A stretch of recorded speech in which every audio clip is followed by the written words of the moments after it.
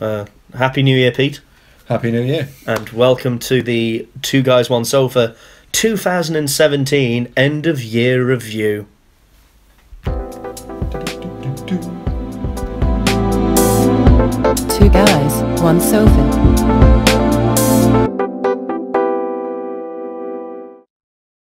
Oh, never mind. Oh, good. So, yes, welcome to the annual Graeme and Pete get-together where we discuss all things from the year. Yeah, well, This is annual. A tradition. we say annual. We did record a 2016 review. It was lost to the ether. Along with the podcast, the original Ghostbusters. Well, I think that was part of the 2016 review. We just did a bit of an extended version on that, and then we did a 2016 in general. Because we talked about Trump, we talked about Brexit, That's we talked right. about the many celebrity deaths. Back when we thought people cared what we had to say on other things that weren't Other than movies. Films. Yeah. Lesson learned, people. Yeah. The listenership has spoken. The viewing figures have My spoken. New Year's resolution was to listen to our viewers and listeners. Yeah. So welcome to the end of year review. For years we have normally found ourselves in a Pizza Hut.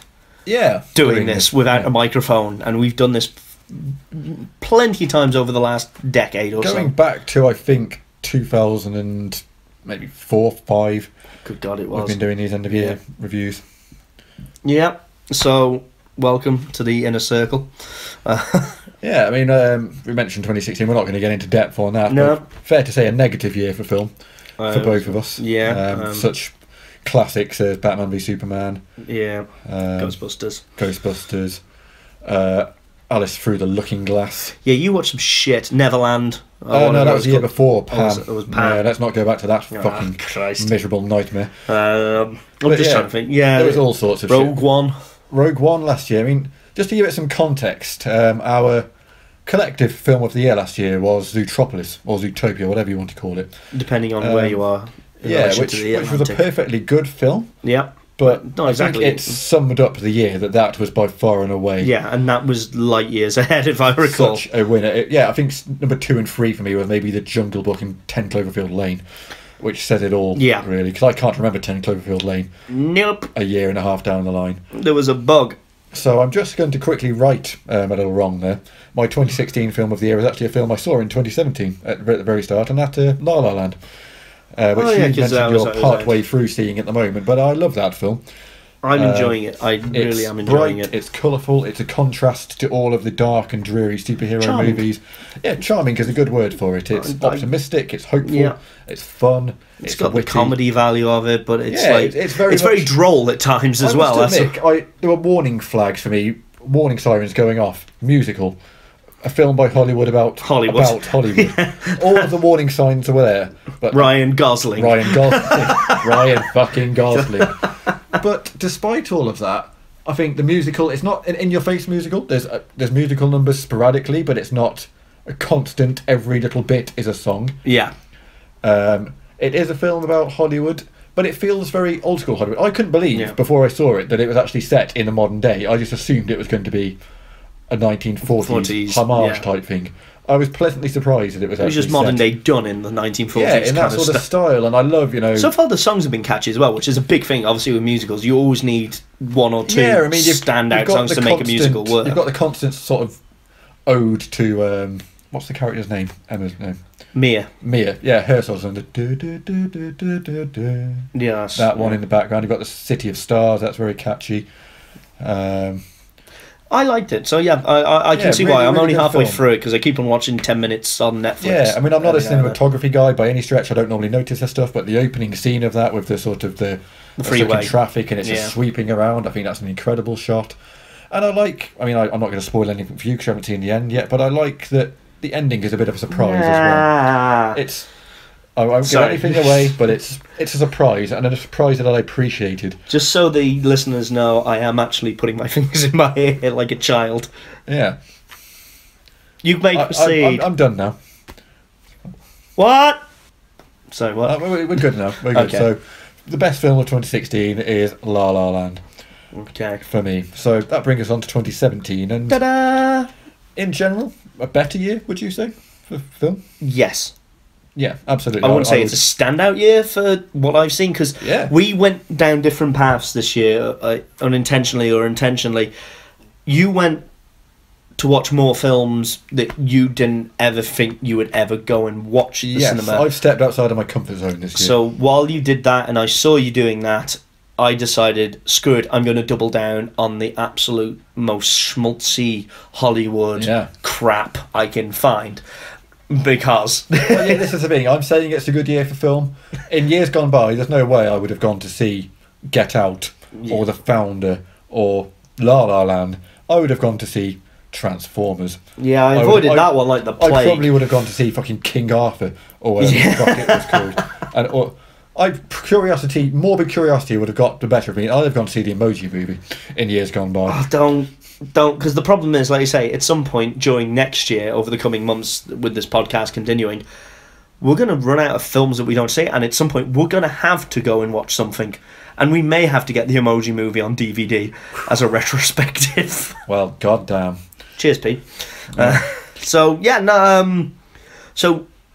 there have been films that we've both seen, and bound to have been. Yeah, but there's certainly been some misses this year, and good God, are we going to get into those? oh, mother, are we going to get into those? That's it. Oh, mummy can't save you now. Oh. So, right off the bat, because you've got a list, I haven't got a list. I'll try and stick with some stuff off the bat that I think we've both seen. So, right, I'm going to start in the animated world. First and foremost, Lego Batman, I believe you've seen. I enjoyed Lego Batman. We're in the midst of the superhero craze. This is something very different.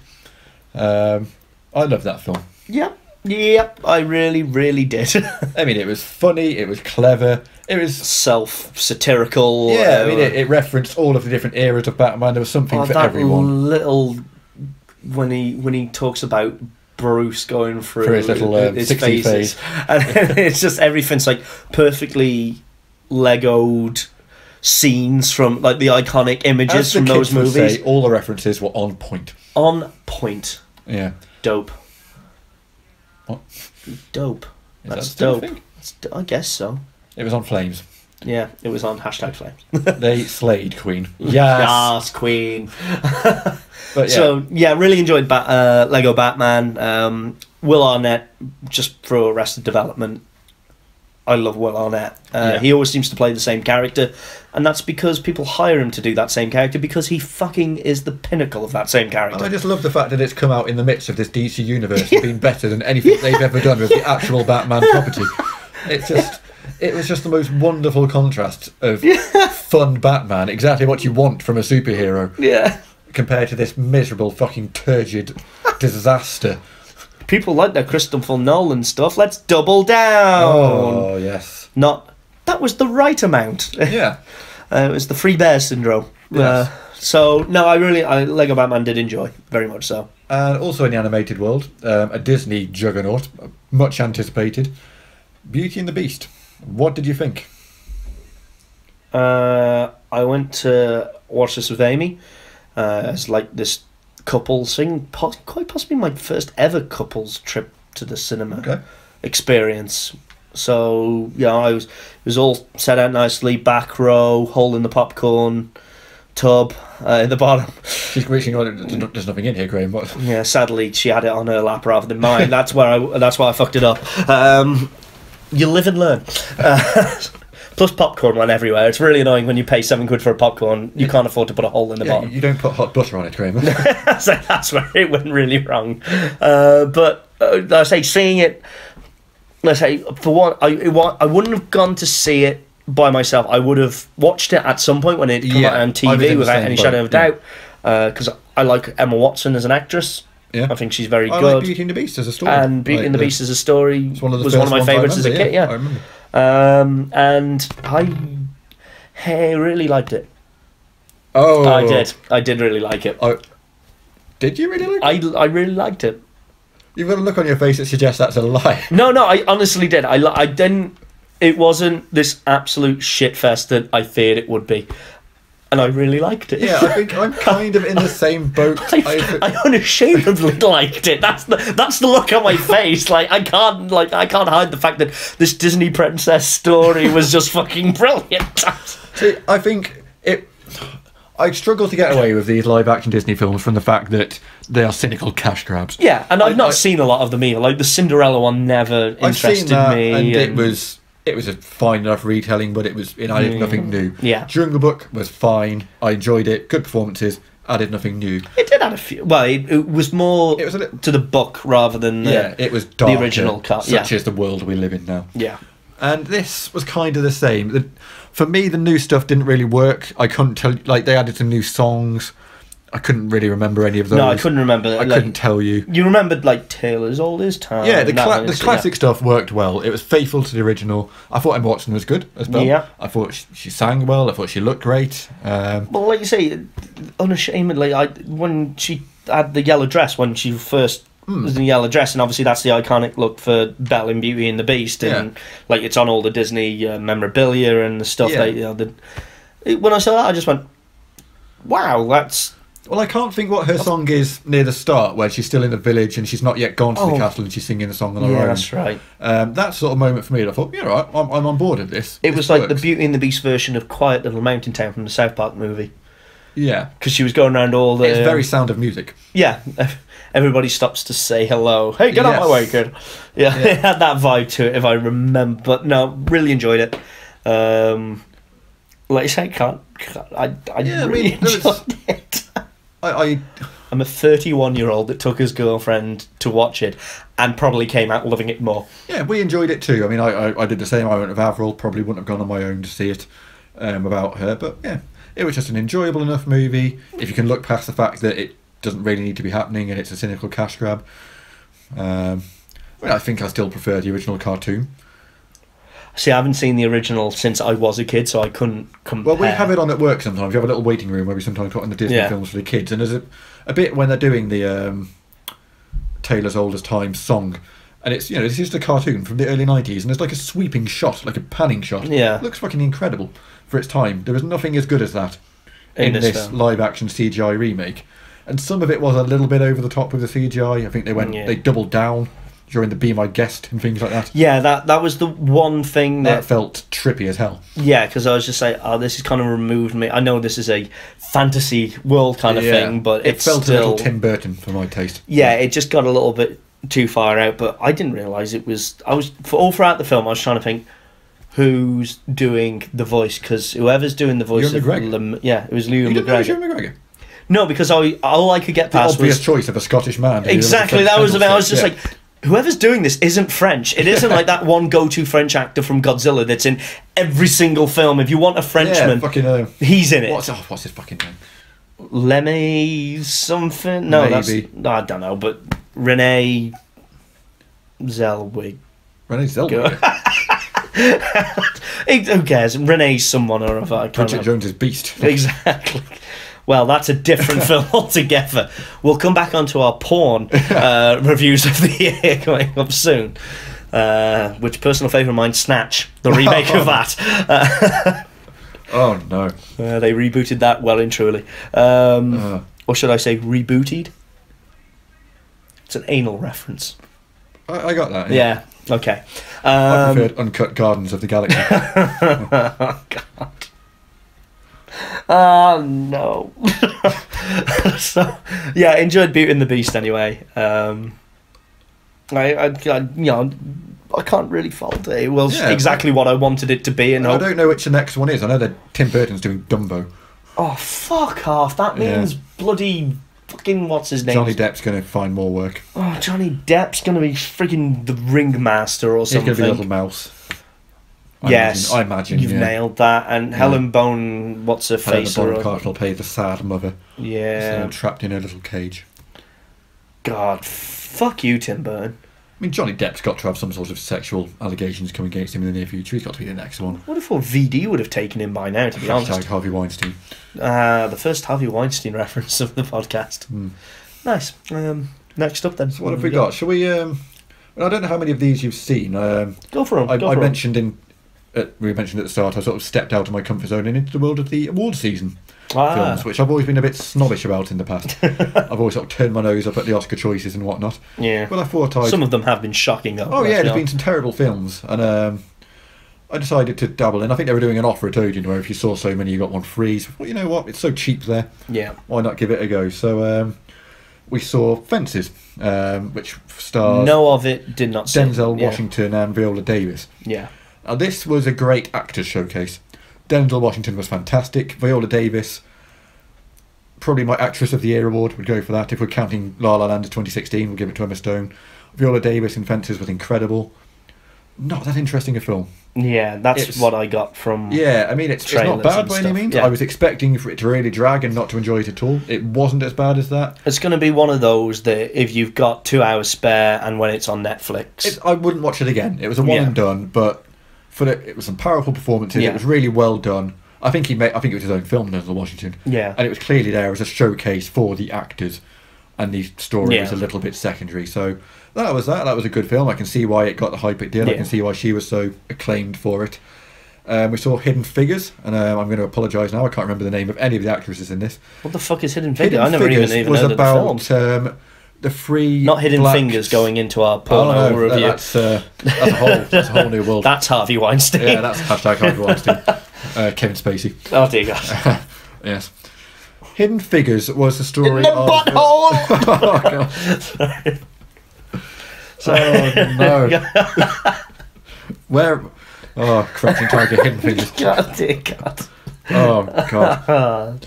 It was the story of the free black scientists at NASA during the first American space launch. And I can't remember the actresses' names. It was Oscar nominated. And it was really fucking good. It was funnier than you'd expect. It had general moments of laugh out loud humour.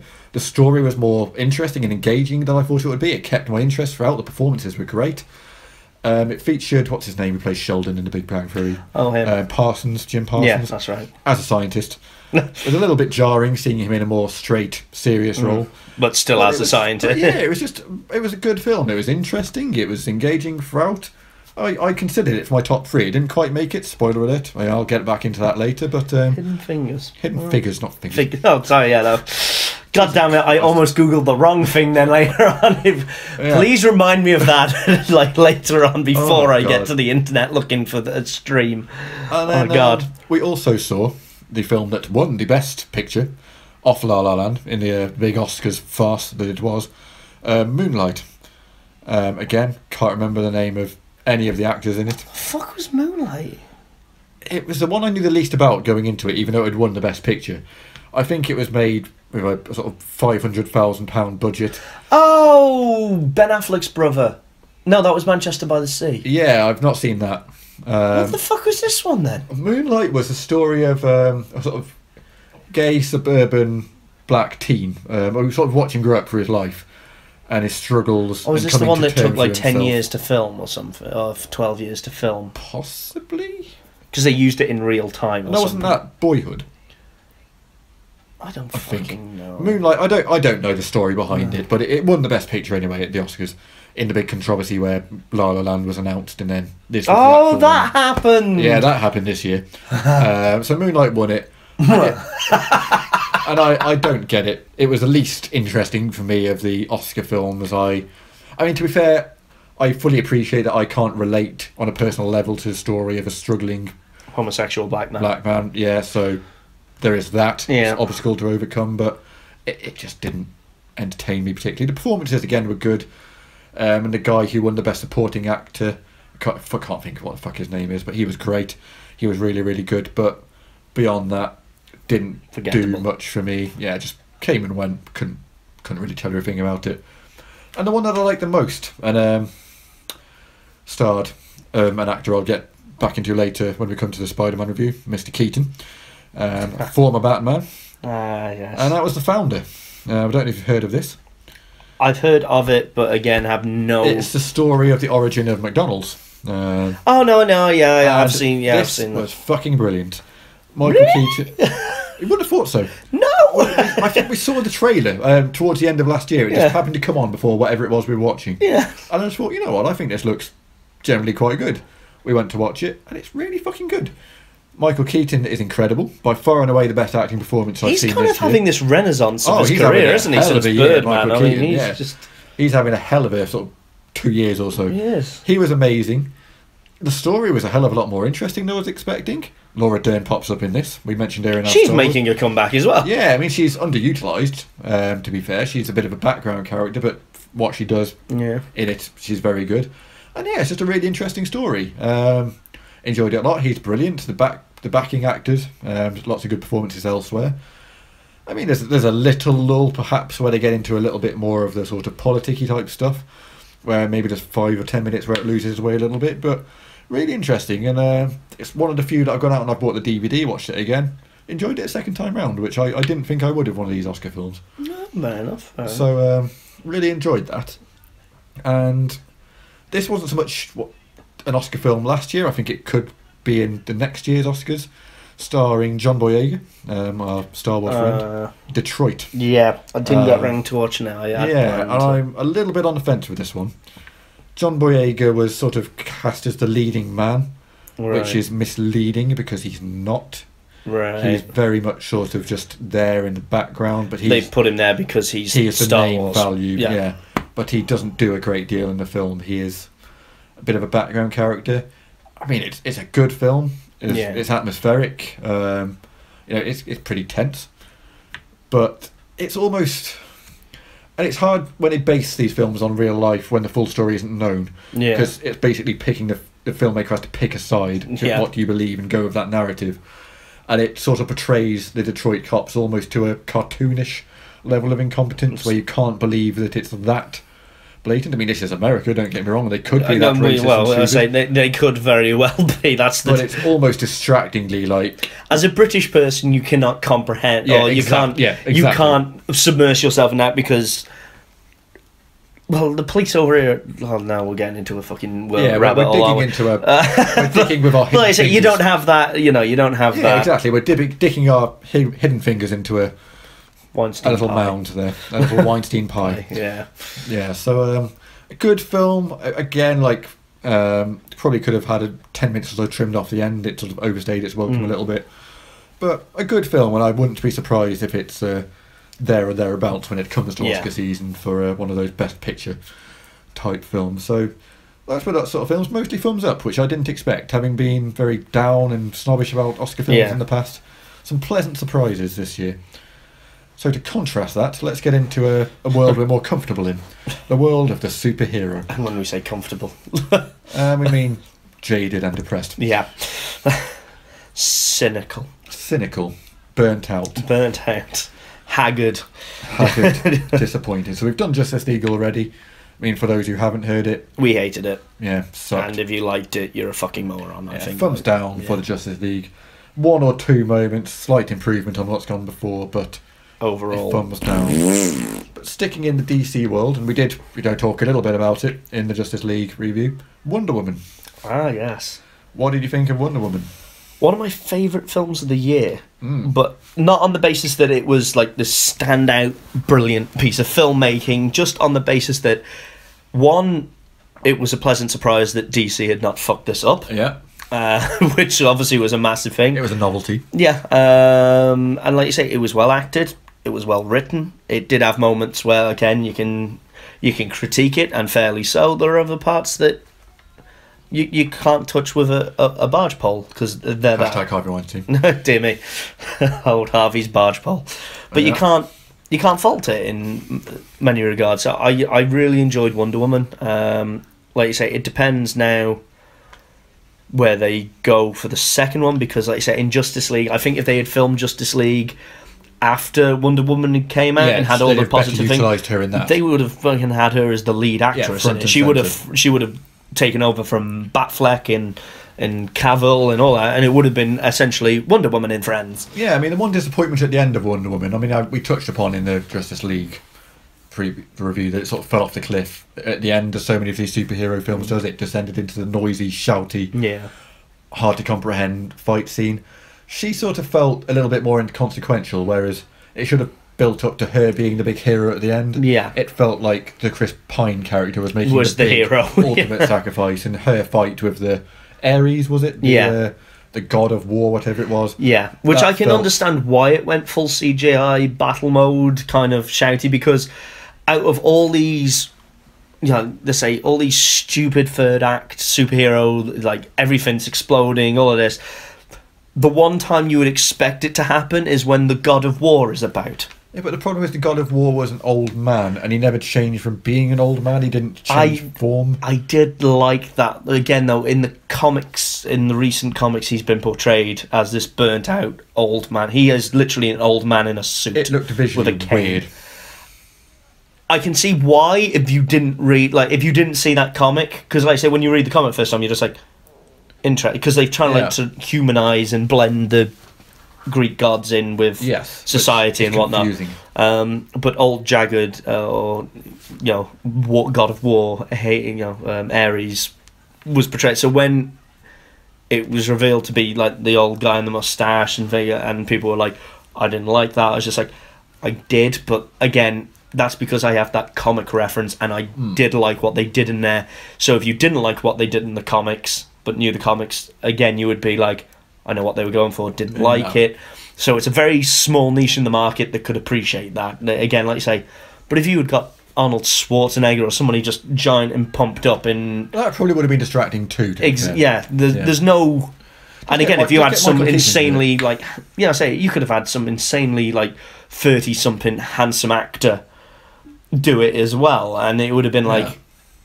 You're telling me you're about war? Yeah, you've got to look a little bit, you've got to fit the... Should have been Michael Keaton. It should always be Michael Keaton. Well, he would have worked in it. Every single superhero villain from now on.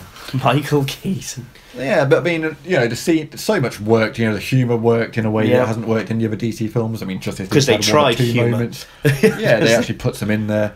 She felt heroic. The scene where she's just wading through the trenches and... That was one of my all-time, if not my all-time favourite superhero. Yeah, that was an incredible scene. It had it all. I say you just wanted something like a massive crescendo of music, but then it would have gone massively cheesy if it did. Because, like you say, if you could just imagine, an orchestral version of the Wonder Woman TV theme or something, just to be front, just dun dun dun dun dun dun dun dun dun dun dun. No, but an orchestra, some violins, and you ping and pinging the bullets away and all that. That probably would have completely ruined it, but I wanted it at the same time, so I think they nailed it. I again, thumbs up for Wonder Woman for me. Anyway. I say just be interested now to see where they go after it. But as a standalone film, it works as a standalone film as well, which I liked about it. You didn't have to tie it into anything else. You can watch this without having to worry about Batman, Superman or anything, because it generally could just be, Bruce Wayne is Batman, it's a pop culture thing, so he hands this photo and just asks at the beginning, what's the story? Yeah, and that's she tells the story. And it's an open and shut into a wider universe if you want to tie it into that, and even if you don't, because I took Amy to watch it, who has limited movie knowledge as it is. I think that's fair to say. Still hasn't seen any of the Indiana Jones, by the way. Oh, fuck you, Amy. Public shaming. Deserved public shaming for that. Shamey. Yeah. Shamey is a different matter. Can't talk about shamey on the podcast. Let's just say it involved Oktoberfest and a lot of wine. So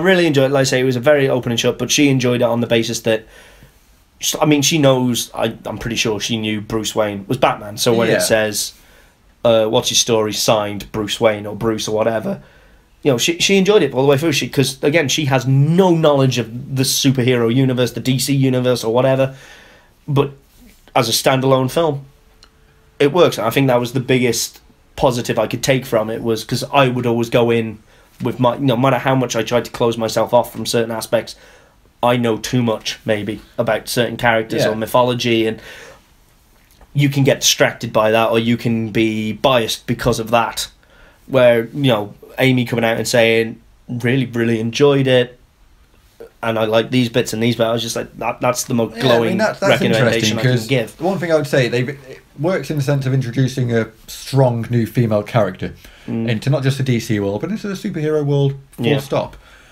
If the idea is to introduce maybe little girls to be inspired by this, I'm not sure. No, she was just slaying Germans, and they weren't even Nazi Germans. That was the... It was just... Yeah, there's a lot of soldiers. Yeah, just people doing their part because for families and stuff. Yeah, there wasn't like. I guess they tried to curveball that at the end though with she defeats the god of war with love. Yeah, but then I suppose I'm being hypocritical in saying that didn't work for me either. So I'm also going to say that doesn't work on the battlefield either. Yeah, I assure you, if you try and fight ISIS with love and cuddles, you're going to get your head chopped off. That was the bit of the disappointment, was that she was sort of saying, I now believe in love, and love is what she didn't need that. No, she could have just smacked him down. I believe in people. I believe in goodness and humanity, and that's why it didn't have to be love. And even then, say it after you've beat him within an inch of his deity life. Because before saying, I believe in love, and then is like fighting as she says it, you're just like, no, you want it, because it needed like her to hammer the shit out of him, and then when he's just this discarded corpse on the floor and she's standing over trying for it, that's when you deliver your one-liner. You always believe in whatever. I believe in such and such, and then make it, like you say, better than love. Make it, I believe in humanity. Yes. Or humanity's ability to better. Although that sounds a little bit Optimus Prime, maybe. Oh my god, it was a line from. Yeah. Oh my god, yeah. Yeah, maybe not. Love is good. Love is good. Stay with love. Well, you've just gone up a further notch in my book, Wonder Woman. Love is all you need. Exactly. John Lennon, smart man. John the Back, tell shame. That's the second. I think was the last Independence reference. I think it was in the Star Wars one. Yeah. Should we see if we can sneak one into every podcast we do now? Oh god. So yeah, Wonder Woman, thumbs up. If you haven't seen it, go watch it. Speaking of which, we're almost over half an hour in already, so must go faster. Go. So moving on, Spider-Man, the standalone, moving from DC into Marvel now. What did you think of Spider-Man?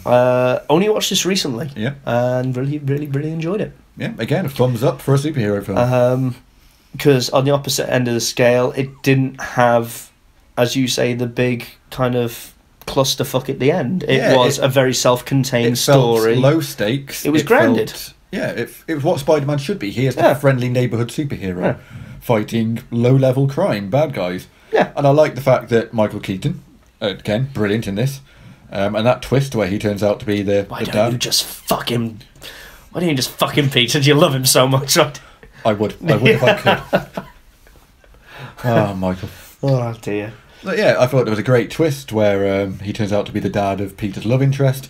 That was great. I never saw that coming. And normally I see. Yeah, we are cynical assholes, and the amount of times we've sat there in films turning to each other, predicting the next line, or saying, "Watch this happen."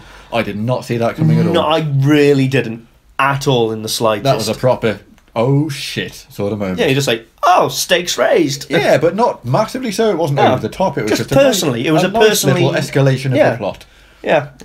So yeah, very good. I did enjoy. And I like the fact that he, as a bad guy, felt a little bit out of his depth. He was sort of learning to come to terms with his power. Yeah, and he wasn't like this out and out. He wasn't an evil bad guy. He was a guy. He got fucked over. Yeah, we saw him wronged at the start of this film. And then thought, well, screw this. I'm going to do my own thing. His motivation. We don't really have it explained how he was humanised. Yeah, it wasn't a CGI purple, guy. It wasn't a monster. CGI. Yeah, he was a human. Yeah, it was a human that had problems and tried to find his own way about it for right or for wrong. Yeah, with a family who we meet and we care about. Exactly, that's why he was doing it. Yeah, so I really, really enjoyed that, and I think it was funny. I liked, was it Ned, the side character, his friend? God. I thought he was great. It was, like you say, the comedy in this was up there with the best of the Marvel comedy that they've done. And Marvel, like you say, beat for beat, normally does that well. They normally get the humour right, regardless of...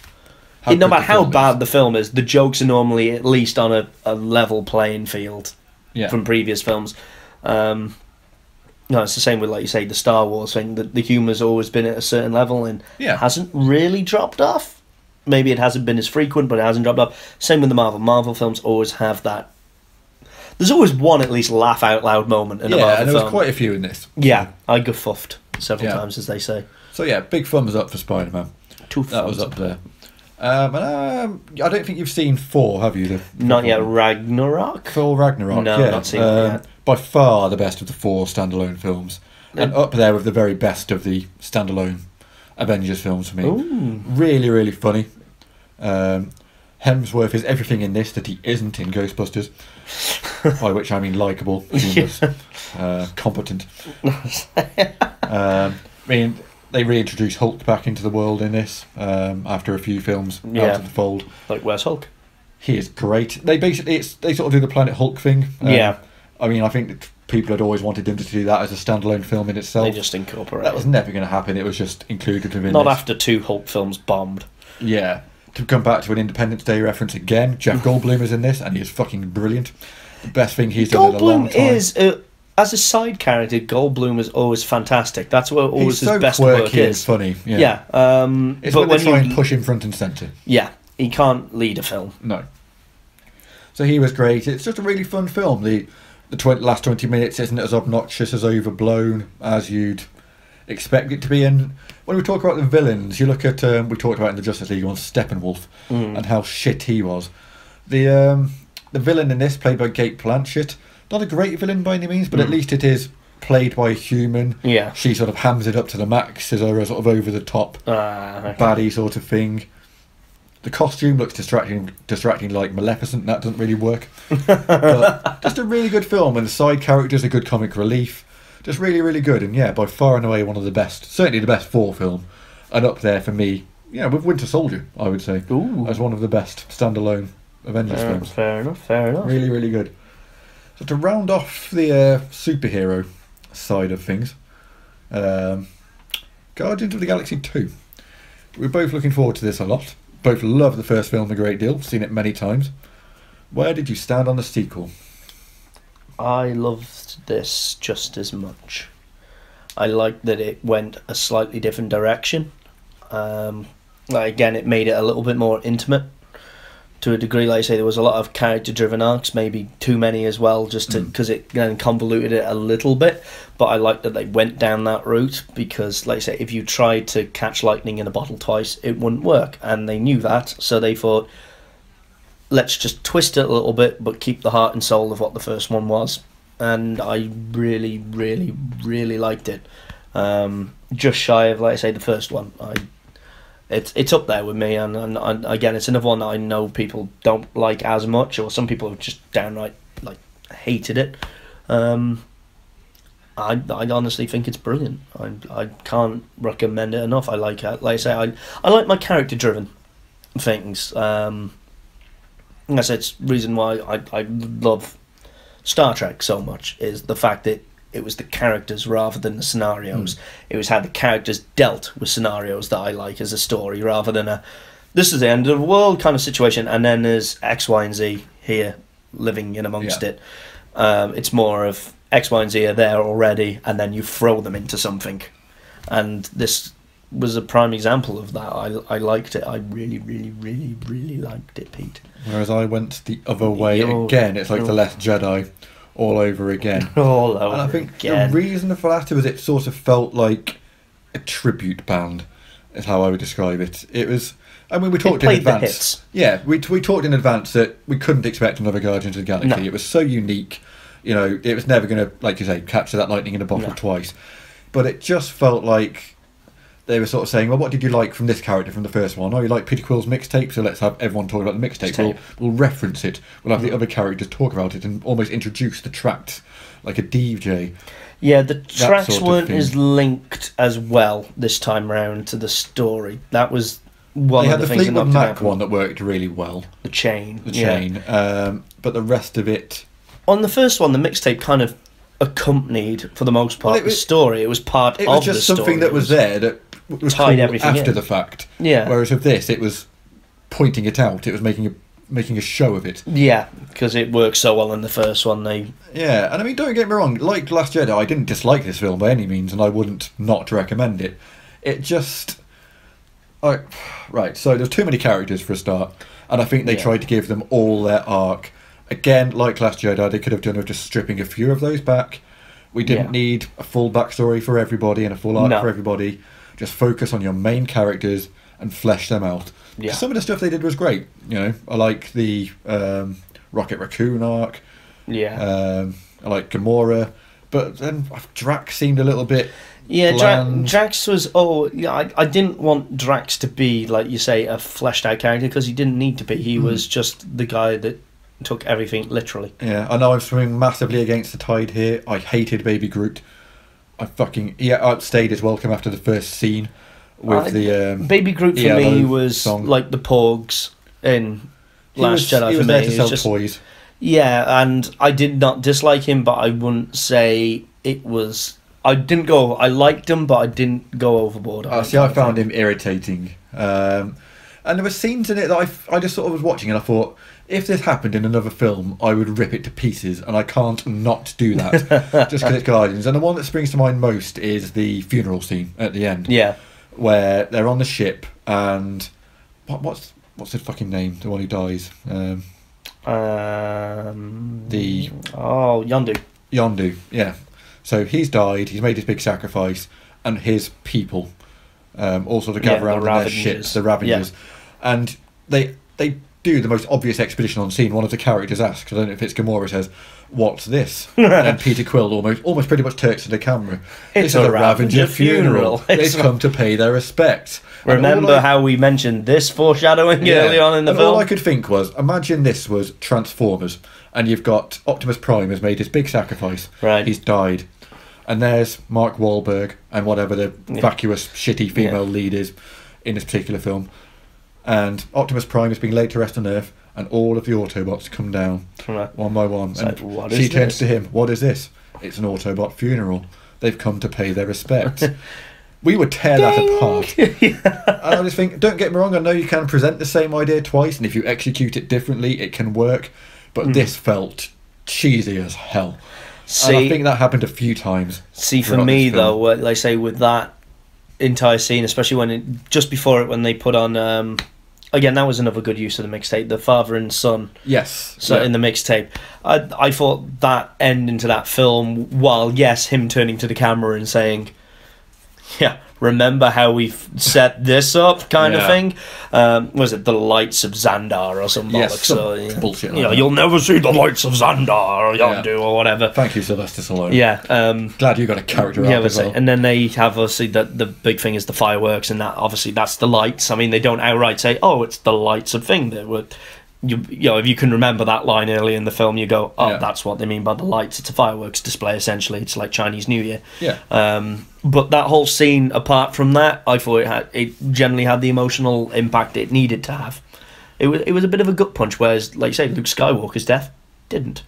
I cared more about Yondu dying than what I did about Luke Skywalker. Oh, it is. I thought it felt lacking for me. Really? And I liked the character of Yondu, but felt lacking for me. And again, it fell into Mary Poppins, y'all. It fell into the whole last 20 minutes stupid fight scene. The scene where Peter is fighting his father, his planet father, as I'll call him, felt like the fucking scene in South Park where Stan fights his own Facebook profile.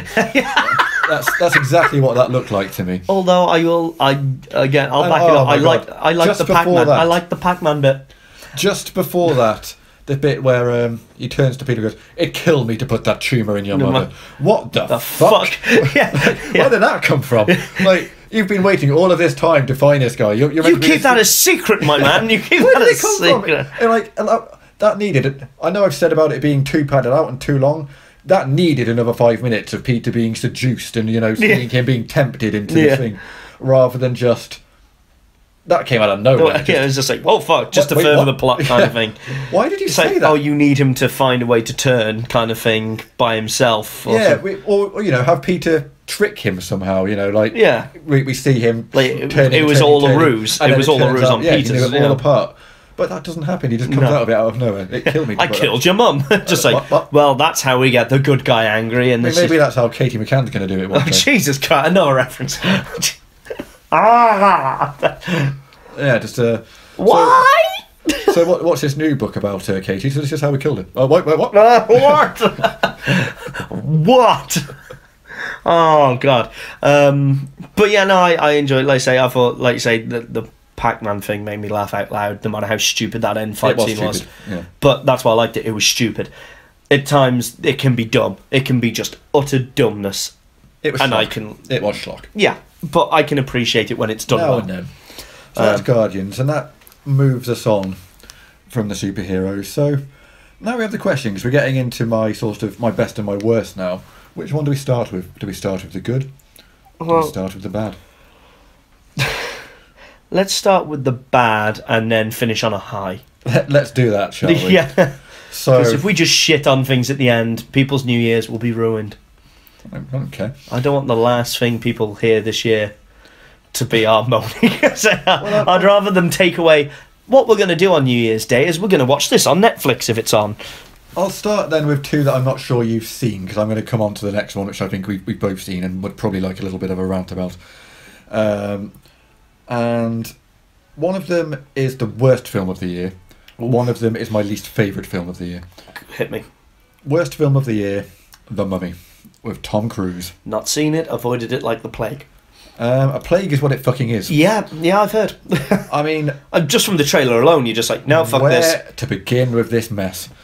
Firstly, it's part of what Universal are calling their Monsters universe. They're dark monsters. They're trying to get the Mummy, Dracula, werewolf, yeah, and Jekyll and Hyde. that's why I say it's not my least favourite, is because I almost feel sorry for them, because this isn't just bad, this is desperate. Yeah. This makes you feel pity, almost, because it's just... Universal are seeing Warner Brothers having DC. Yeah, it's not Marvel, hatred, Disney and it's Marvel not doing rage, well. it's just We need sadness that I feel for them. I feel sorry for them, because I actually quite like these old films. I like The Old Mummy, I like Creature from the Black Lagoon and Dracula and Bride of Frankenstein. See, I know that's an acquired taste, the thing but is, I love that they're shit. good stories at the end of the day. And good stories will always have a longevity to them. And if you do them well, you can make them nowadays. Like I say, I'd love to. I think there was a rumour not so long ago that Creature with the Black Lagoon was having its reboot with Scarlett Johansson. I think that's the rumour, yeah. Yeah, I think, and I was just like, that's a fucking brilliant concept, because Scarlett Johansson is that, even from just like a shallow kind of point of view, she is that pin-up model looking 50s Yes. era. It's either going to be her or Emma Stone. Yeah. Yeah. They've got the look. Because they got, again, it's shallow, I don't care, but they're curvy. They're not like the glamour model stick insect type Scarlett thing. Johansson They look more like they were in the 50s. Yeah, she's got the Marilyn Monroe look. Yeah. So when they said, I was just like, if that works, that's an ingenious casting. However, we're not going to have to worry about that, because they're not going to get that far. No. This universe is dead. So, Tom Cruise, first and foremost. Now, we've talked about him between ourselves before, and I can put aside, when I'm watching a film, I can forget the actor and just judge it on its merits. He normally picks decent films, or has done recently, Well, or parts for him that suit him. Exactly, that's what it is. He plays to his strengths. Yeah. He's a very limited actor, Yeah. but he's generally pretty savvy when it comes to picking things that are going to hide his flaws and accentuate his height. strengths. And height. Yeah. And weirdness. Yeah. Whereas in this film, it's on full display for everyone to see. Oh dear.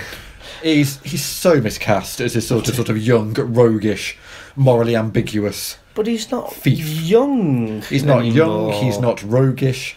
He's so badly cast. The two female characters in it, his love interest and the woman who plays the dark mummy type character, are dreadful. The plot is awful. It is riddled with plot holes. There's no charm. The humour is terrible. The effects are awful, and it's done. It's the universe. Whatever hopes they had for it, I think Dead on arrival. it's dead before it started. Yeah.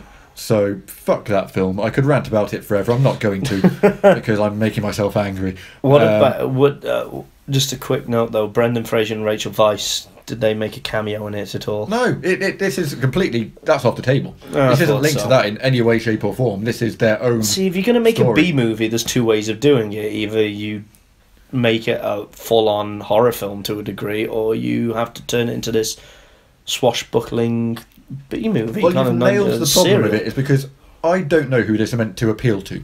Yeah. Because if you're going for the people that liked that old school mummy stuff, the nostalgics, then you're not going to do that by No. casting Tom Cruise and making it an action film. No. If you're going for the horror crowd, same thing. Because the thing is, horror films, they're very hit and miss. Yeah. But they are guaranteed money makers. They're Oh, yeah. cheap to make, but they will quadruple their money every single time. There is a huge market for that stuff. Yeah. Whereas action films, they spent what, £100 million on this and probably made a fucking massive loss. Whereas they could have spent a fifth of the budget on a horror film and at least broken even Yeah. and been in a position to make more. Yeah. It's just commercial suicide. I don't know what the fuck this was. No, I say they've just basically carried, haven't they? So that was that one, and if Mummy doesn't know best, then neither does Mother. Ah, yes, I Because again heard about it. holy fucking shit. I mean, the trailer had me intrigued. The and trailer was great. I was just like, what the Alongside fuck is this? Get Out and Star Wars, trailer of the year. Incredible. You did. You thought, Draws what is you this? in. Yeah, you think, what the fuck is it? What the I've fuck got a is clue. this? It's got Jennifer Lawrence in. I have to see this. Yeah. Came out of nowhere. Yeah. And then all I've heard since from... Well, I read a review and I saw a review of it because I was like, I'm not going to watch this film. So I'll just see what my go-tos in the review world are. And then, you called and said you had seen it, and I was just like, oh God.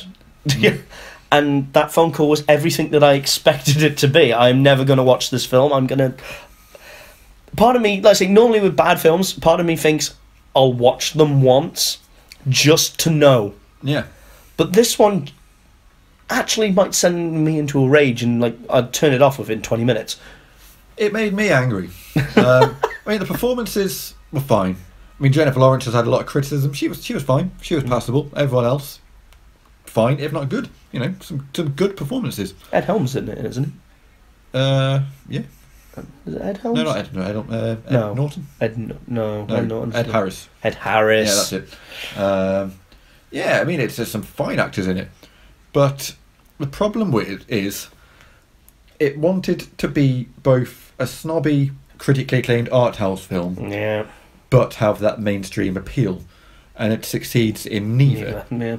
And it wants to be It clever wants to have all and its cake and eat subtle. it. Yeah. And it's so in your face. I mean, I'm not particularly well versed in the Bible and religious symbolism, but let me talk you through this. Right. So, we start off with a man Right. who, his character throughout the film was just called The Man. Okay. Spoilers, by the way. I don't give a fuck. So this man, for all intents and purposes, God. Right. God has his little crystal, Right. opens it up, a world is created, and up in bed rises Mother, played by Jennifer Lawrence, who for the first part of the film is essentially Mother Nature. She's lovingly decorating her house, creating this beautiful environment. Okay. Perfect, every little detail. You know, you Okay. see her carefully mixing the paint, Yeah. tiny little okay. brush, every little detail, perfect. While the man is, after the success of his first book, he's a writer, his first book, The Old Testament, Yeah, but is struggling to write his latest work. the New Testament. Do you get it? Do you see what's happening here? So into their idyllic, perfect, peaceful little world comes a man. He turns up on the doorstep, Right. looking for shelter. He's taken in by the man, and Mother's upset about this. You know, she's trying to create this perfect world. She doesn't want intrusion, but she's very loving. She accepts him in. She cares for him, Right. even when he tries to smoke in the house. You Wow. know, she doesn't like it, but she accepts it. She's, She's, you know, she keeps her calm. And then this man gets sick. This man. Oh, no. We see him coughing away, and the man takes him in, makes friends with him. We see him coughing, and we get a shot of him, and there's a rib missing, Graeme. I wonder what this means. He's missing a rib all of a sudden. All of a sudden he just misses a rib? He's missing a rib. I wonder why he's missing a rib. Why is he missing a rib, Peter? Because shortly afterwards turns up a woman into this Garden of Eden. Oh no. And yeah, she turns up, and she comes in. Adam and Eve. Do you get it? So they come in and they start bickering, and she clashes with Mother. She's, you know, she is the hedonist to her peaceful, placid, Oh no. loving nature, and she makes her feel bad about herself. She damages the self-esteem of this Mother character. Okay. And all the while, you know, the man is very accommodating of these two people. Anything you want, at what hours is yours, but you cannot go into my secret study where the crystal is kept. You're not allowed in there. Let me guess. what There's do you an think apple inside. Well, the crystal's in there. The crystal the from crystal, start, right, okay. Symbolism. So what do you think happens, Graeme? What do you think they do? I think I they think- go in there, Pete. I think they do go in there, They Graeme. go in there. And they're cast out Oh of no. the Garden of Eden. No. But they don't leave. They hang around. They outstay their welcome, continuing to cause disruption in this peaceful world of Mother. And then two boys turn up bickering. One of them has been written out of the will. Oh God! Cain and Abel. Oh. So they fight. They fight in this house. They smash things up. This wonderful world has been created by Mother. It's being torn apart. What's going on? One of them kills the other. Oh God! God goes off. God, the man, whatever it's goes off with Adam to the hospital, and with Eve comes back. He's dead. And then Mother comes back and she scolds the man for neglecting her. So they, and this is where it becomes blurred. She scolds the man. Scolds the man. She tells him off. You neglect me. Oh, You know, scolds as in verbally. Yeah, tells him off. I thought she got a pan of boiling water and was just like. It might as well have been that. Just like- Might as well have been. So they then have sex. Mother Nature and God. Because this film writers sort of realised partway through, well, I need a Mother Nature, but I also need a Mary Magdalene. Because this woman needs to give birth to Jesus. To Jesus. To Jesus. Mary Magdalene was the prostitute. Oh, Didn't whatever. you watch the Da Vinci Code? Couldn't give a fucking Mary Magdalene. Chalice, spear. I remember the that. library. To the library. They were the 4 things I remember from that film. So, yeah, this inspires him to finish his next great work, the New Testament.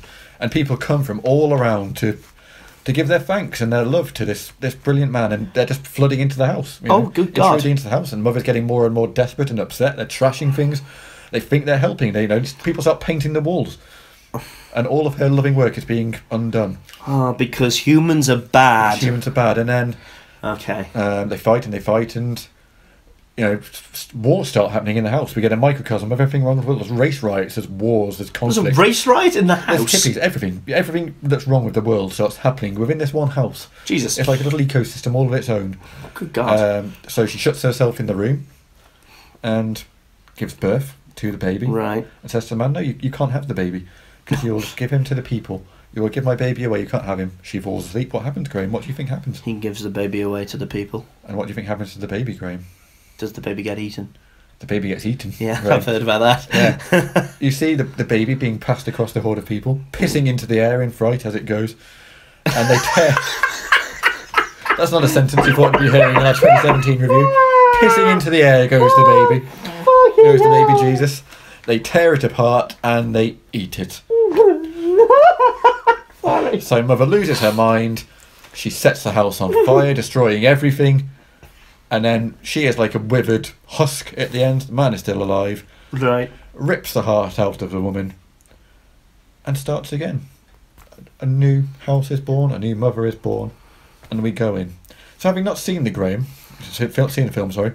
I've not seen Not seen the Graham. Not seen the... The Graham's lost in the film right now. Look, what do you think of Mother? Fuck Mother. The pretentious fucking twattish shitfest that it seems.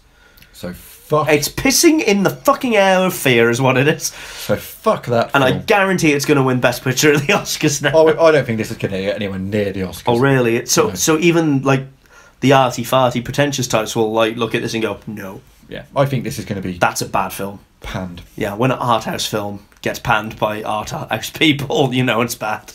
So we've had Mummy, we've had Mother, we've cast off our parental figures. So to finish off our shitty movies, tell me, Graham, what did you think of Power Rangers?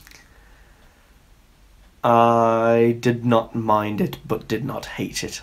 Well, fuck you. It obviously wasn't great, but it wasn't a complete and utter shit show. Like, it could have been so much worse for me. And I mean, for a mod, like I say, with all the reboots we've been getting, and all the reimaginings, or all the distant sequels, the reboot, and all of this stuff, there's been some absolutely fucking terrible ones, and this was not in the worst 5 for me that have been around. Like I say, it's not a great film. It's probably not even a good film. It is just a, I'll never watch that again for me. But it wasn't like a fuck this film. Oh, it was for me. Oh dear. Yeah, I mean, I hated, first and foremost, Jason and Kimberly, who are meant to be the main characters, the two wholesome heroes. Everyone's a dick in this film, if I remember. That's part of the problem, is we don't get likeable main characters apart from Billy, the autistic lad. Yeah, he's the only one. But Jason, we sort of meet him at the start, and he's stealing a cow mascot from another college campus. There was a jizz reference. Wanking off a cow. Yeah. Is the first joke that we get in this film. I didn't mind that joke because I just didn't see that joke coming in a Power Rangers film. I just didn't see it, honestly. In a million years, you've said how you're going to open a Power Rangers film. Wanking off a cow. Wanking off a cow would not have been anywhere on my radar. It sets a bad tone for that character, because we then see him told off by his father saying, "Oh, you've got all this great potential as a college football player and just squandering it." If we'd have seen a scene earlier where perhaps Jason had come out of his practice, from college football practice, and his dad had been putting the pressure on and saying, you've got to work harder, son, you've got to do this, and we felt sorry for him. Yeah. That would be fine. But as it is, you just find yourself agreeing with the dad and going, yeah, this guy's a dick. Yeah. You've got it all and you've thrown it away for what? Yeah. Drunk driving and stealing a cow? A cow? So he's portrayed as a cunt straight off the bat. Yeah. Although he's not anywhere near the levels of Kimberly. Kimberly is fucking bizarre. Like, she was meant to be the wholesome. Yeah, the honest one. Yeah. That was how the Pink Ranger was. Yeah. That's how it was always portrayed, as I remember, from a kid. Like, wasn't that, like, part of the thing? Like, wasn't there one episode where, like, some sort of magic potion, like, switched the two nicest Power Rangers into being dicks or something? Well, this is part of the problem for me with the Power Rangers film, is that I watched it as a kid, for sure, but I don't really remember the episodes, I don't really remember the mythology, I just remember the just have flashbacks images. I remember the brightly coloured costumes, I remember the Zords, and that's about it. I remember the odd episode, Alpha. but I don't remember, I remember bits of it, but I say it's not exactly a mythos you can really grab from too much. It's not the sort of film where people can be saying, you ruined my childhood with the Power Rangers. Exactly. It's not one of those. But as far as Kimberly goes, we meet her going into detention with Jason. Yeah, and she's like the pretty cheerleader type girl. Yeah, she's like Queen Bee, isn't she? Yeah, and inexplicably her former friends have come into school early on a Saturday on their day off just to fuck with this girl. Yeah. And maybe I zoned out and they explained a little bit, but basically I think the premise is one of these girls has got with her ex, and she has sent the boy nude pictures. There's something to do with nudies. This girl, which first and foremost, if that's the case then, and you're trying to spite her, why send nudes to the girl, enticing nudes to the guy? Why not send embarrassing photos that are going to put him off this girl? I'd say it wasn't explained, like, they left it ambiguous for most of the film, and then halfway through the film, just as you're starting to maybe subtly warm to something, or they're having that moment we'll come around back a to that in campfire, a sec, but they didn't explain whether it was the case that this girl has stolen the guy off her. Yeah, it was just someone, or if it's someone that they both liked and maybe they'd made a pact that neither of them would go for him, and then the one girl stabbed her in the back and did it. But if it was just the case that this was her ex and the other girl's got with her and then she's done this, then it makes her seem like even more of a spiteful dick. Yeah. To send these photos. There's no good light you can paint her in, put it that way. Yeah, and then later in the film we get what should be the two of them having their redemption scene. They are Power Rangers by this point, and she breaks into Jason's room. And they have their heart-to-heart, and she sort of confesses. Yeah, he kind of gets round it a little bit. Like, he starts to redeem himself a little bit, if I remember, in that scene, to a degree, because you're just like... Well, yes and no, because she sort of says, I did this, I sent these pictures, it was all on me. She comes across as his response was, well, everyone's doing it. Yeah, that was... What's the big deal? Yeah, everyone's doing it. That's your noble leader. See, I've done 4 this week. That's your noble leader character, so that's him. And she sort of comes clean, and you almost feel like she's sort of having this moral breakthrough and sort of seeing the light, and now I'm going to redeem myself. But in the big climactic fight scene at the end, we see these girls out and about, and like the some town's being rubble attacked, get dropped on their car, and she just laughs, ha, like they're getting their comeuppance. Yeah, when they're the ones that were wronged in the first place. What should have been happening is she should have been saving them from something. Yeah, and that would have been her character arc, her redemption. Her redemption. But instead she starts and ends as a dick. Speaking of that climactic fight scene, it takes... There's a giant dick. Yeah. An actual literal cock. It's a big golden schlonk. called Goldar. Yeah, I mean, we take an hour and a half for them to become the Power Rangers. It just goes on and on. We can't morph. It sounds like fucking, impotence. I mean, one, I can understand that, like you say, is it an origin tale? You don't want them to get superpowers straight away. You want to build to it. But at the same point, I remember this film just reeking of, we don't have the budget to put them in these CGI battles throughout the film. We can basically blow our wad at the end, and up until then, and the problem we've got a it's the drip exact feed. same story as the first Power Rangers film, where they lose their powers, so they have to go out and find the ninja Zords? Yeah, they go ninja, don't they? Instead of having the dinosaurs, they get like an owl and a frog, a crane or something, and all of this shit. And again, they don't turn into the Power Rangers until the very end. Yo, the frog Zord, Jesus fucking Christ. They thought that was why didn't they start with the shitty animals and then go to dinosaurs for the big film? Exactly. Like, fuck. But yeah, so dislikable characters. The colours were also muted, like you think of the original Power Rangers and the costumes are so bright, and this is clearly the Red Ranger, the Blue Ranger, the yellow one. They're all very muted and I remember seeing the coins, like they get the coins out of the thing, and you can see every colour. Like the red you can see, the blue you can see, yellow and black you can see, but the pink coin, I thought, is that white? Because you couldn't even tell that was pink. Yeah, and speaking of that, it's the classic cliche where they find these coins on the exact same day that Jason's dad, who happens to be working out at sea, finds what's her face, Rita Repulsa at the bottom of the ocean, and they just happen to be wearing the same coloured jackets. Yes, that the coins just happen to. Yeah, it's just so many cliches. But that's the problem with it, though, because like you say, you're drawing inspiration from a '90s kids martial arts thing where it wasn't that deep, and it was never going to be that deep. No, it was very. So I went into it with that stuff. That's right. I never went into it expecting to be blown away. I went in expecting to hate it, but came out thinking. And the fight scene at the end of the last 20 minutes, as always, is one of the more confusing. Rude. Yeah, well, that's the thing. The whole thing was they've saved no one. Let's say Angel High, and we'd see fucking Kimberly in a pterodactyl just firing lasers into the street haphazardly as people running around screaming. She causes more damage than fucking anyone else in this film. It's just and the is it Krispy Kreme or Dunkin' Donuts or? Yeah, let's talk briefly about that, because I knew going in that it was product placement and it was bad, and what I expected was one of the Power Rangers is going to work in the Krispy Kreme. So that's going to be like their meeting place. So it's never going to be explicitly mentioned Krispy Kreme, but it's always going to be there in the background. There may be a throwaway line of meet you all later at Krispy Kreme or something. Yeah, but it's just going to be there as in I the shut background. up. Yeah, and he's wearing the uniform, and maybe they're eating the donuts. Yeah, they meet out in the back alleys. They take out the trash or something. Yeah. What we get instead is the world revolver at Krispy Kreme. Yeah, I mean, whatever it is they're looking for, the Rita Repulsa character, the fucking Tesseract, Allspark Cube, Mother Box, whatever it might be, is buried beneath Krispy Kreme. So we get her asking, "What? This Krispy Kreme? It must be a wondrous place. Oh, it's magical. You'll never find anything like Krispy Kreme." And then there's a point where getting slapped in the face with like a 4-foot-long fish. And there's a point where she's standing in the Krispy Kreme while the chaos is going on. And she's just slurping. She just turns to the camera and eats a Krispy Kreme. And that's the scene. Nothing else happens. It reminded me of the fucking Truman Show, where the wife turns and goes, "We need this lawnmower." It's by far the best lawnmower product I've seen in the market today. It was Adam Sandler levels of obnoxious, where you're stopping the film for an advert. Oh basically. God, yeah. That made me laugh, because like you said, I went into this.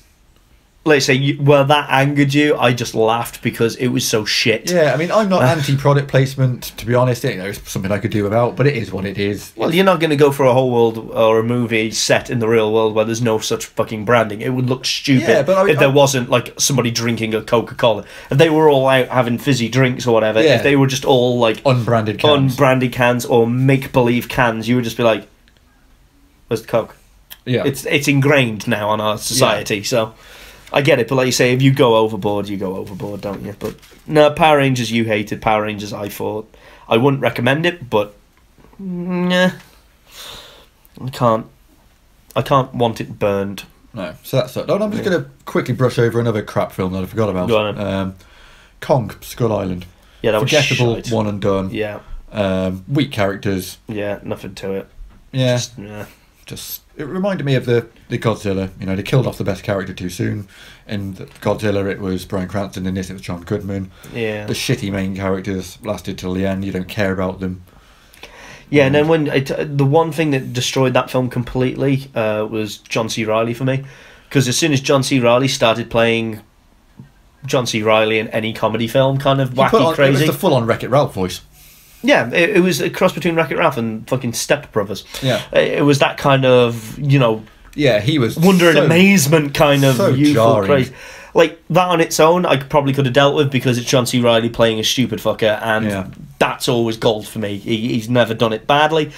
But in the middle of this Kong film, that's what completely, took me out of it. And I was just like, now I can't not want John C. Reilly to be in every scene, just being kooky John C. Reilly, because I know that's what I like from other films. But basically bland, forgettable, Yeah. one and done. Never speak of it again. Yeah. So, moving on to the good. Good. Just to round this thing off. I don't know, did you see Baby Driver? I've not seen Baby Driver yet. No, good film. Yeah, good things. I kind of feel a little bit sorry for Edgar Wright, because he left Ant-Man to do this. This has been his pet project that he's wanted to do for ages. Yeah. And he left Ant-Man, and this was finally the chance to do it.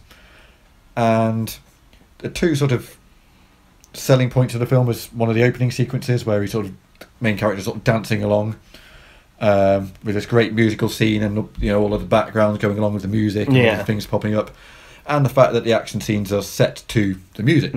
Yeah. Sadly, it's taken him so long to do it that we've since had La La Land and Guardians of the Galaxy, which is now and both have done these things already, so it didn't feel quite so new. Fresh and new. Still very fun. Yeah. Great performances. Felt a little bit off a cliff at the end. It sort of turned into generic action nonsense, but really, really good. Enjoyed Baby Driver a lot. Get Out. Did you watch Get Out? I haven't still watched Get Out either. That was really cool. Again, great trailer. It's very eerie, very unconventional. The premise is very fun. It's not a major twist that you get, but it's good enough. It sort of surprises you a little bit. It sort of leans you one way. You're going to think this, and then it just slightly takes you the other way. Last 10 minutes are a little bit hokey, a little bit, cliche, horror, bullshit, but I absolutely love this film. Great performances, and that's up there. I'm trying to think what was the one I watched this year. I don't know if it was out this year, but I definitely watched it this year. And it might have been at the start of it. Hacksaw Ridge. Yeah, I think that was right sort of end 2016, start of this one.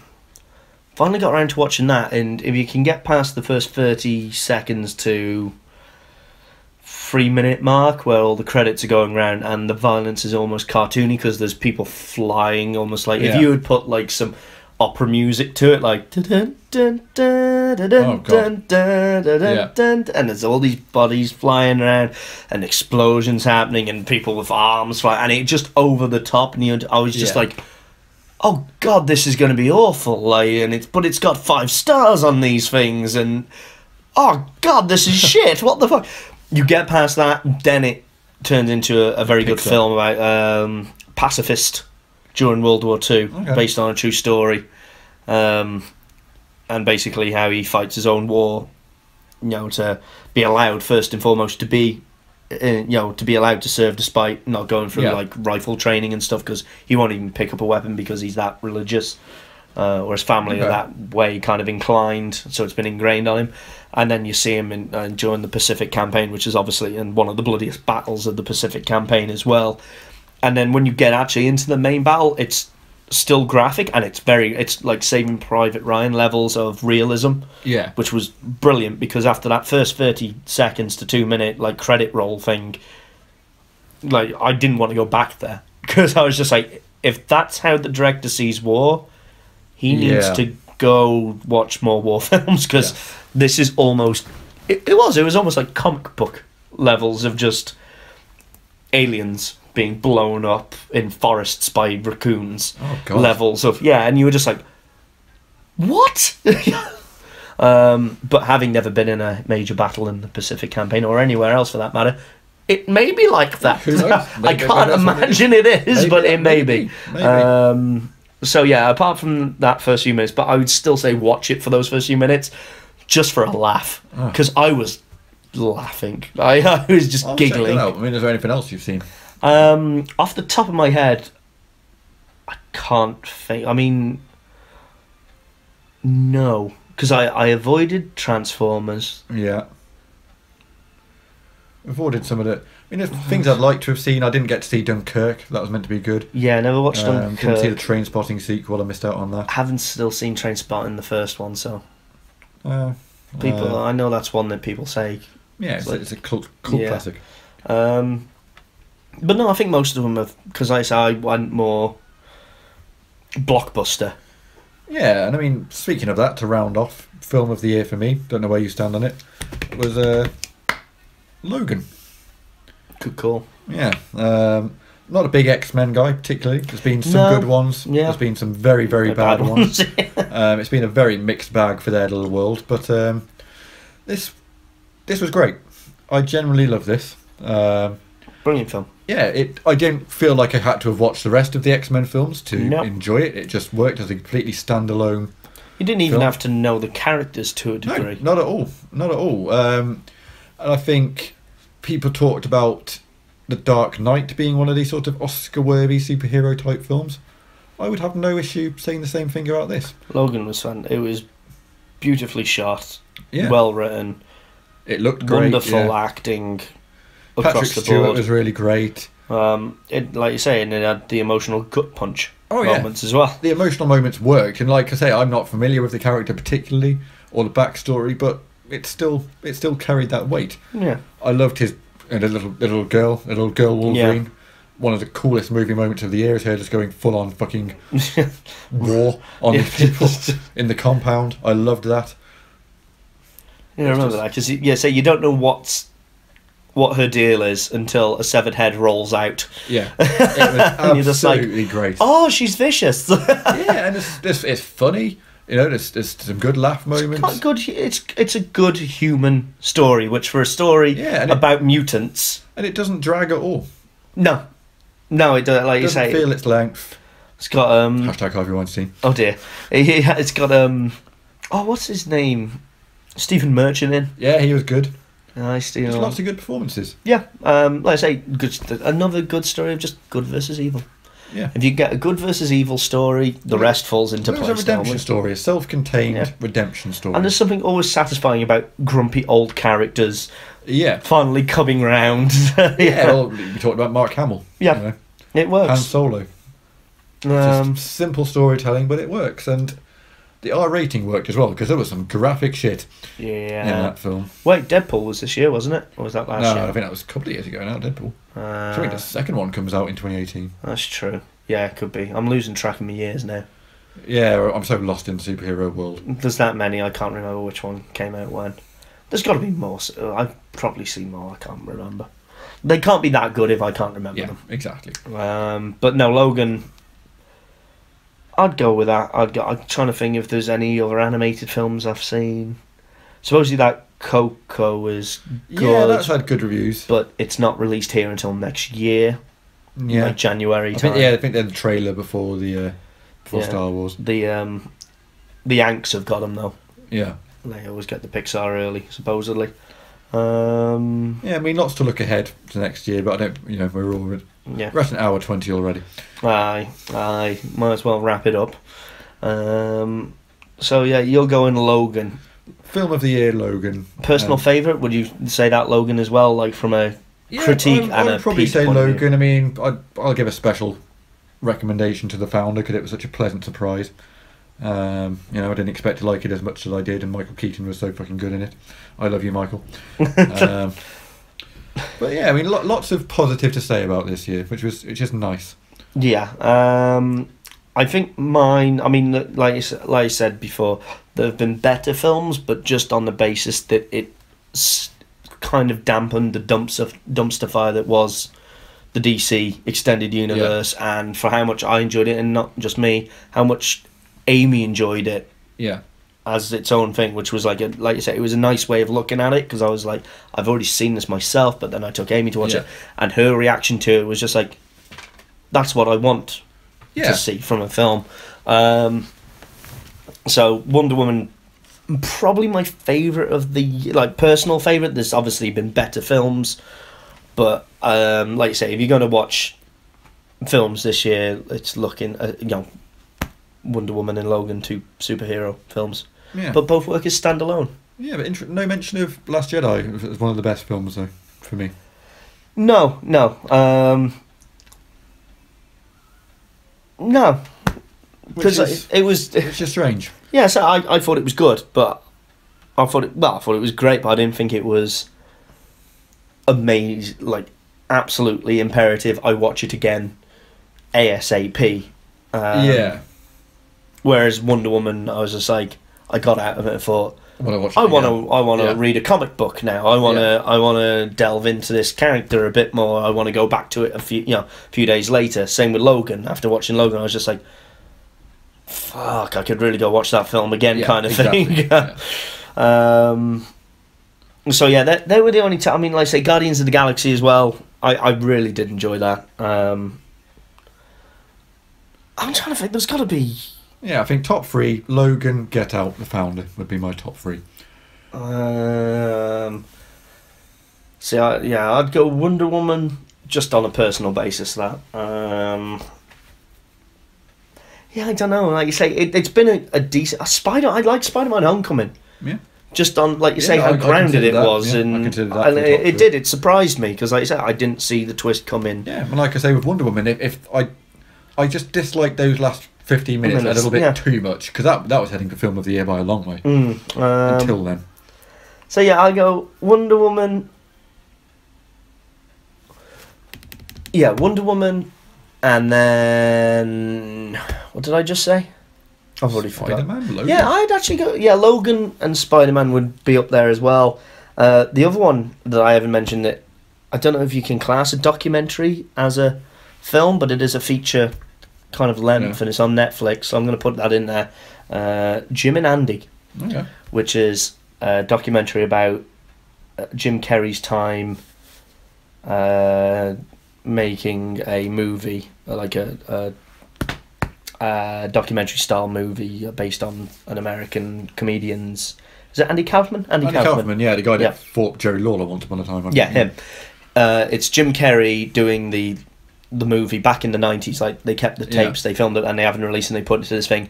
And thanks to that, I can safely say that Jim Carrey is absolutely batshit insane, because as soon as he takes the role, he goes into character as Andy Kaufman and doesn't come back out until the film is finished 2 months later, and it pisses everyone off. And it's on Netflix. It's a feature documentary, so I'm gonna put it in there because it was cringeworthy at times. Jim and Andy and the Great Beyond, or something it's called. And Jim Carrey's batshit insane, it turns out. Like, absolutely should be in a padded room with a straight fucking jacket. I can believe that about Jim Carrey. Yeah, more so than you know. Oh my. So I'm going to put that in there just as a wild card, since yours were very highbrow and intellectual. A lot of your picks. I'll get you. I didn't watch just utter shit all year long. It was I did expand my mind sometimes. I can be pleased with our list this year. Yeah, it was a lot easier to talk about than last year's that we lost. Yeah. In the great fire of my old mobile phone. So yeah, speaking of great fires, our next podcast will be the Ghostbusters 2016 retrospective. I need to get my hands on a copy from somewhere. Steal one. Just don't give anybody money for it, Christ. Yeah, that's that. I think that might be the plan. Yeah. Steal Ghostbusters. And then it's a case of watching it. So that'll be and then having to talk. Oh God. I guess that'll be early New Year sometime. I don't know what the next film we're going to see and review. Because there's no big films in January ever. No. January's the shit month for movies. Yeah, I don't know if it's the same this year or not. But we might do a couple of shit movie retrospectives. I still haven't seen Pixels. Over. Yeah, Pixels is a possibility. Pixels looks awful, so Pixels will be on my list. A look back on the Transformers films. I haven't seen the latest one yet. That could be another one to suck up in. Yeah, shit like that. Just spend an entire morning watching shit film after shit film after shit film, and then spend an hour talking about them. Maybe before committing suicide. The Tim Burton Batman films. Yes, because people like them and I hate them. Although we kind of done that before. Oh yeah, we did have that podcast. Didn't we?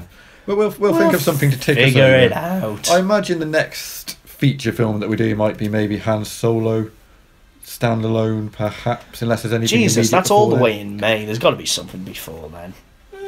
We'll see. we'll see what the lay of the land is as the year goes on. But there We've will be, not looked beyond Last Jedi, if we're honest about it. but there will be the Ghostbusters retrospective to come first and foremost. That's going to be bad enough. So until then, thank you for listening. If you have listened to all fucking hour and 25 minutes of this Well done. utter horse shit. Well done, you.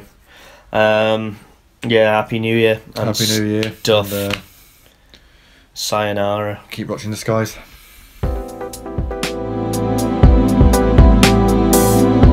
Two guys, one sofa.